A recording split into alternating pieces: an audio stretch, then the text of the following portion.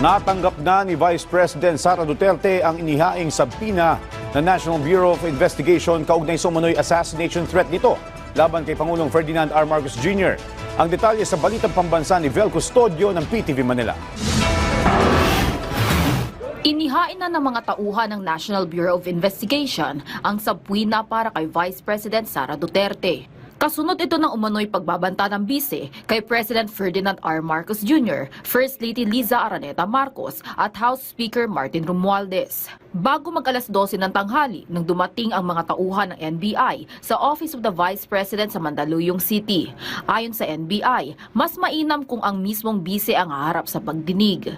By Friday po, ang purpose po ng subpoena is to shed light doon sa mga utterances ng Vice President. Sa ipinakitang kopya ng subpoena para kay VP Sara, pinapapunta ng NBI sa kanilang opisina bandang alas 9 ng umaga ng November 29 si Vice President Sara Duterte. Ito nila ang kanilang pagkakataon para ipaliwanag ang kanyang panig.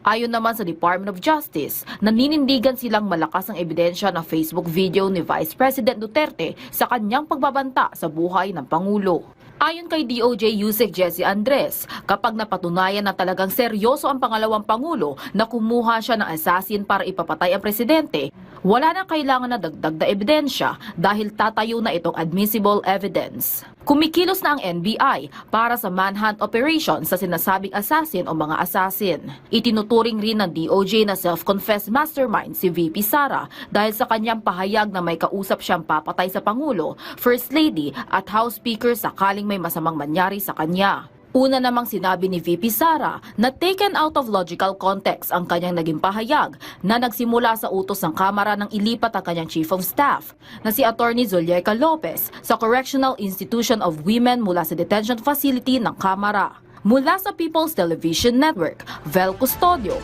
para sa Balitang Pambansa.